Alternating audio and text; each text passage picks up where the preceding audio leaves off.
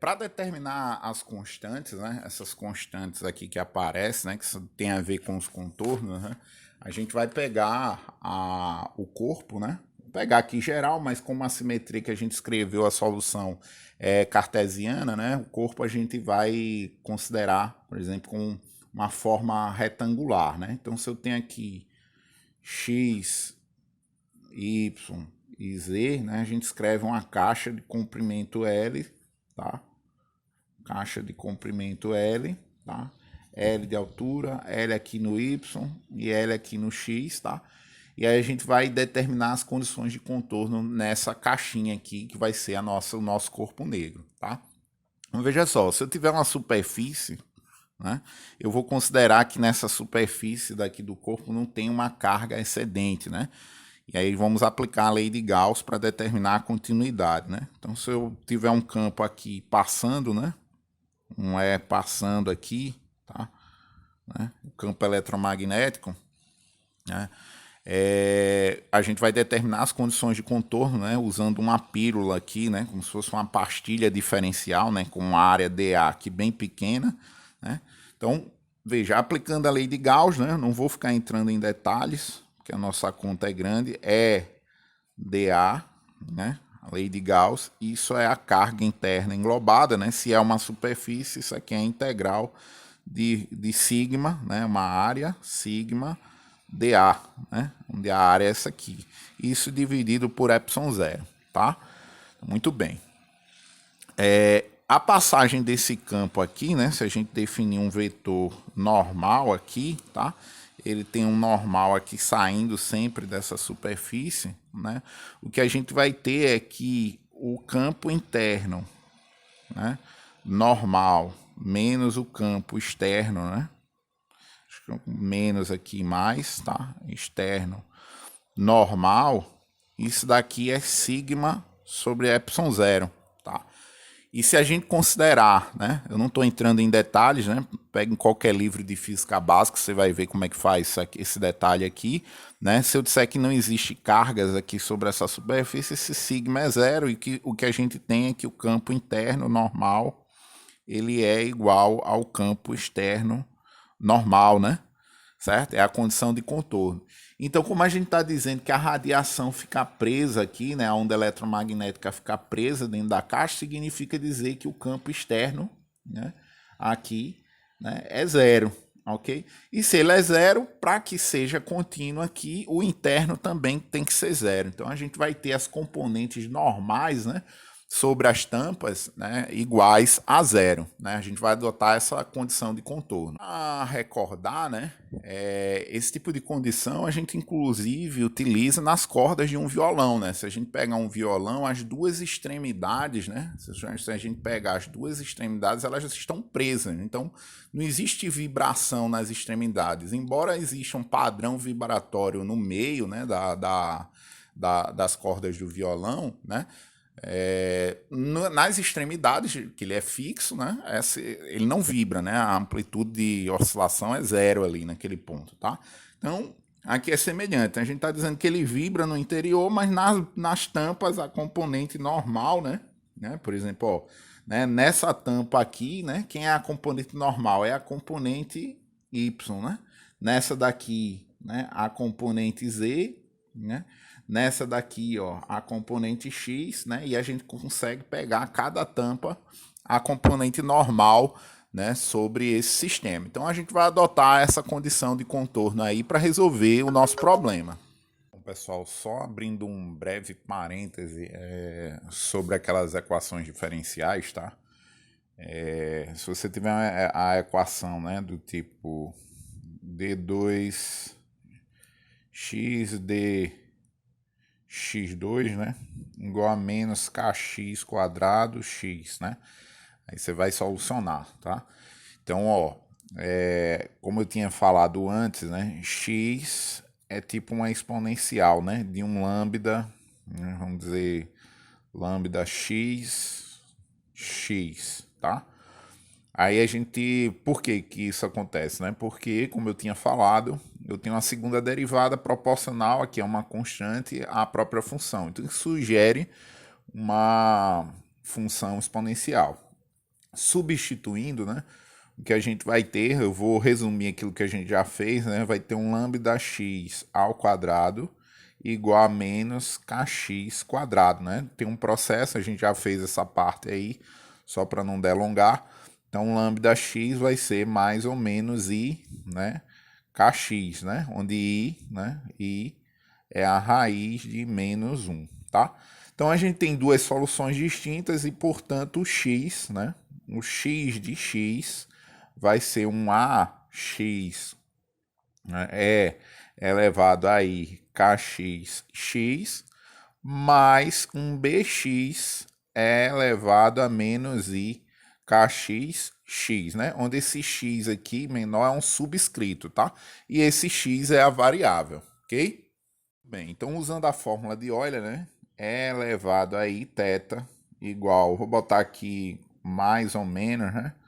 Aí vai dar cosseno de θ mais ou menos e seno de θ, né? Então, pegando aqui θ nessas daqui, nessa e nessa, e substituindo kx, x, o que a gente vai ter é x de x, né? Aí aqui a gente tem o ax, né? Aí é elevado aí kxx, troca no lugar de kxx e coloca esse e elevado aí θ, esse seno e cosseno, né? Então, cosseno de kx, x, mais i seno de kx, x, tá? A gente substituiu essa fórmula nesse primeiro termo, mais bx, aí agora a gente troca aqui pelo sinal negativo. Então, fica cosseno de kx, x, né? Mais i, menos, né? Desculpe, menos por causa do sinal negativo, e seno de kx, x, tá? E aí fecha. Então a expressão que a gente tem é essa daí. Aí a gente agrupa, ó. A gente agrupa esse cosseno com o cosseno daqui, vai ficar ax mais bx, tá? Cosseno de kx, x, né?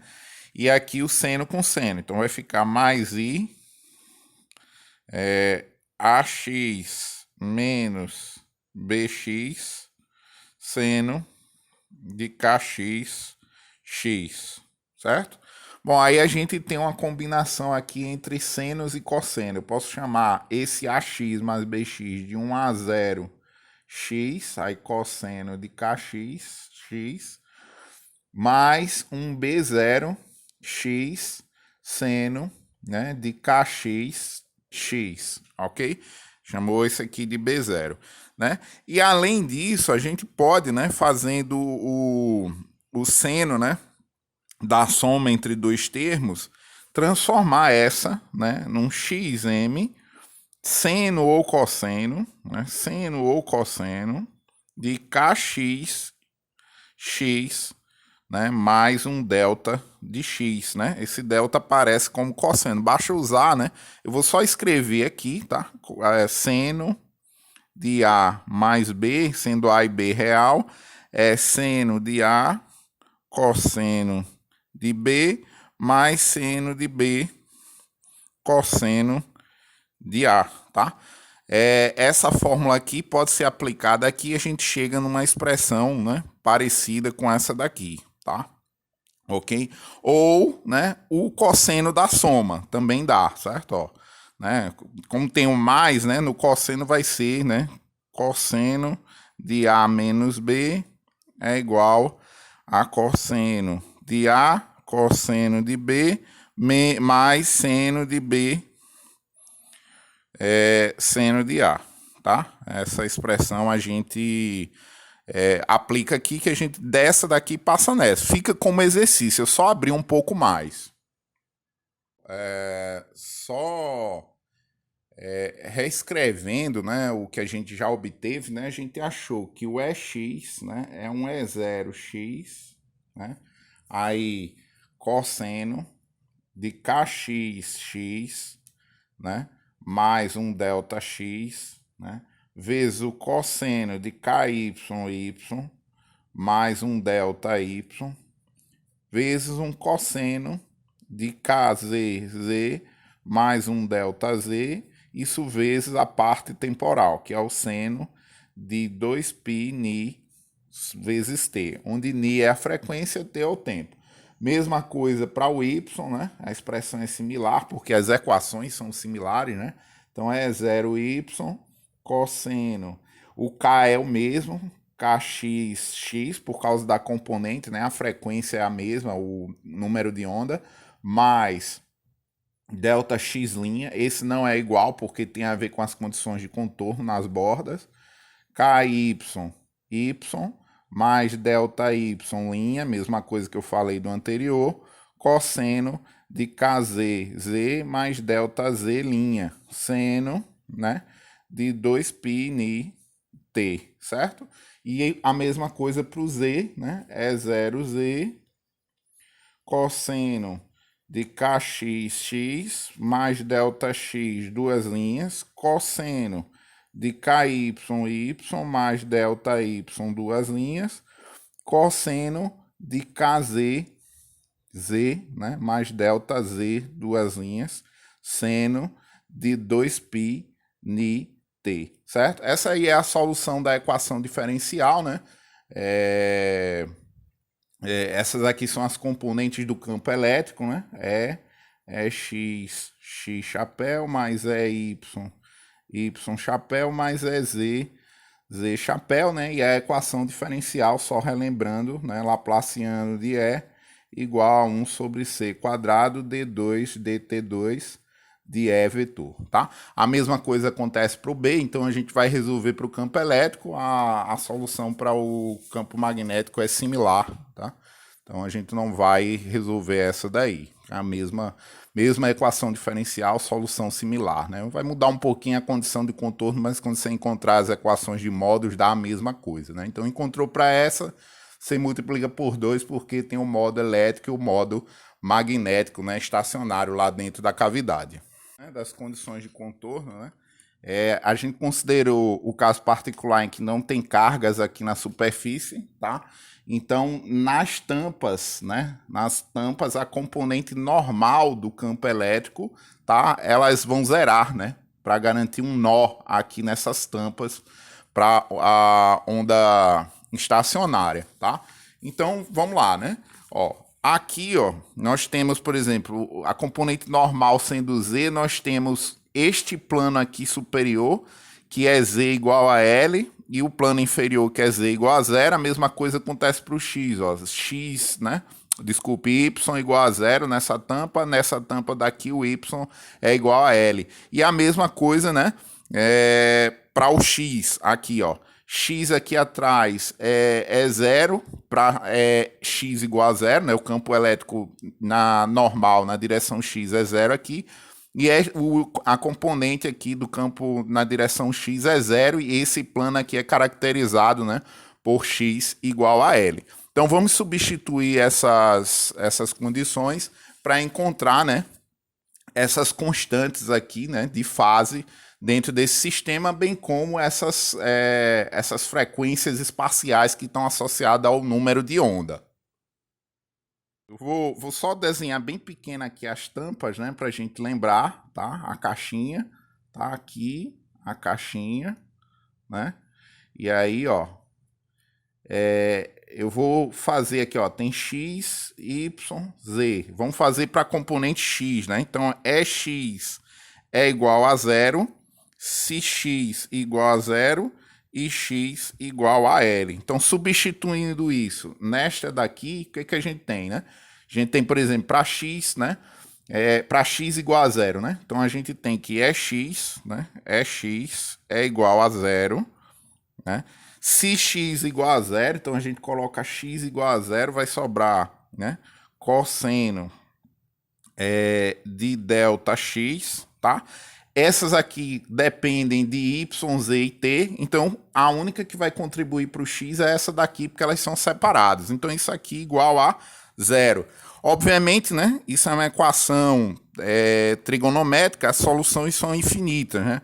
O delta de x, né, é qualquer número inteiro ímpar dividido por 2 vezes π, né? Qualquer número inteiro dividido por 2 ímpar, né? Isso aqui é um número ímpar, né? Toda vez que isso acontecer, isso é solução, né? Para essa equação aqui. Então, por simplicidade, para não aparecer um sinal aqui na equação, que também não vai alterar, né? Não vai mudar muita coisa, só por uma questão de conveniência, eu vou tomar esse n aqui igual a menos 1, certo? Então, ó, o delta de x vai ser menos π sobre 2, tá certo? Então, delta x menos π sobre 2 foi a condição para esse x igual a zero. E quando o x igual a L, a equação é a mesma. E como a gente já encontrou, né, esse Δx igual a menos π sobre 2, então vamos substituir aqui, né? Vai dar cosseno de kx vezes L, né? Aí eu vou substituir agora esse resultado aqui. Mantém esse aqui que a gente já tinha obtido, π sobre 2, e isso aqui tem que ser igual a zero, né? Então, veja só. Aí aqui é só abrir o cosseno da diferença. Então, ó, fazendo o cosseno da diferença, né? A gente vai ter que cosseno de kx vezes L, né? Vezes o cosseno de π sobre 2, menos irá mais seno de kx vezes L, tá? Kx vezes L, vezes o seno de π sobre 2, né? Isso aqui é igual a zero. Essa equação é equivalente a essa aqui, né? Cosseno de π sobre 2 é zero, então esse termo zero. E seno de π sobre 2 é 1, tá? Então sobra aqui, né? Sobra pra gente seno de kx vezes L igual a zero. Mais uma vez, é uma equação trigonométrica, né? O seno, né, desse argumento é zero quando esse número aqui for múltiplo de π, né? Então, kx vezes L é um múltiplo de π, né, inteiro. Qualquer inteiro eu vou chamar de nx, por causa da componente x, vezes π, e aí a gente tem aqui o resultado para kx. Então, o que a gente achou, né? Só repetindo, a gente achou que o ΔX, que é esse aqui, né? É menos π sobre 2, e esse kx aqui, ó, é dado por nxπ sobre L. nxπ sobre L. Então, a gente já resolveu esse termo aqui da equação em x, né? Então, agora a gente vai resolver, né? Pegar a componente y, por exemplo, né? Então, ó, y, a condição na tampa, né? Y é igual a zero, se y é igual a zero e y igual a L. Então, a gente vai proceder da mesma forma, só que vai pegar a componente y, que é esta daqui. Então, ó, o y, a dependência em y, tá nesse termo aqui, ó. Ele está nesse termo aqui. Então, a gente vai aplicar nesse termo aqui. Então, cosseno de ky, y mais delta y', né? Cosseno de ky, y, certo? Mais delta linha y, isso é igual a zero, né?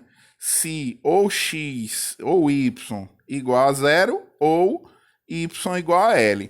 Pegando a primeira, que é y igual a zero, né? Como no caso em x, né? Da componente x, a gente tem que cosseno a esse termo zero de delta y linha, isso aqui igual a zero.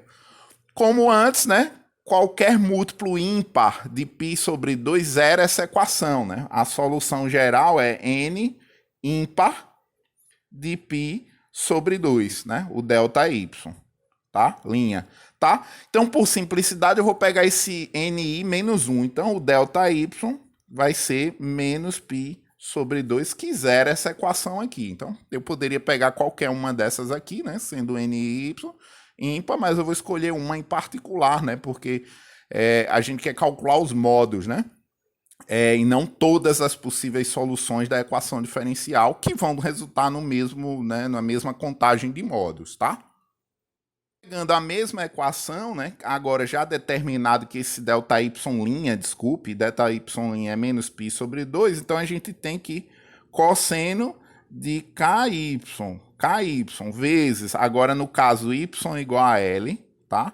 Menos π sobre 2, isso aqui tem que ser igual a 0, né? Porque a gente já determinou o delta linha y.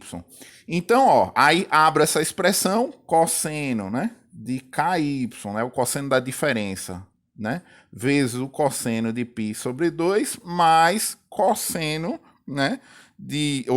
Seno, né? De KY, L, seno de π sobre 2. Isso é igual a 0, certo? Muito bem, esse termo é 0, né? Porque cosseno de π sobre 2 é 0, seno de π sobre 2 é 1.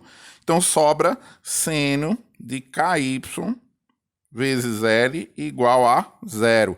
Então, ó, a solução dessa equação para este, é uma equação trigonométrica para KY vezes L, é que KY vezes L tem que ser um múltiplo inteiro, aí já que está com a variável y, eu chamo de NY inteiro qualquer, vezes π. E logo, KY é igual a NY π, né, sobre L. Então, determinamos mais duas constantes, né? O delta y' e o ky, fechando aqui este termo aqui da equação, né? Agora, vamos para o termo EZ e determinar de forma similar, né? Então, ó, mais uma vez, né? Mais uma vez. Como o EZ é esta função aqui, então a gente vai pegar essa função para determinar as condições na tampa. E essa função, a dependência em z, está nesse termo aqui, ó. O resto é tempo, y e x. Então, a gente vai pegar esse termo aqui, né? E aplicar a condição, né? 24, né? Aqui a gente vai aplicar a condição de que EZ igual a 0, se z igual a 0 e z igual a L, assim como a gente fez para y e x.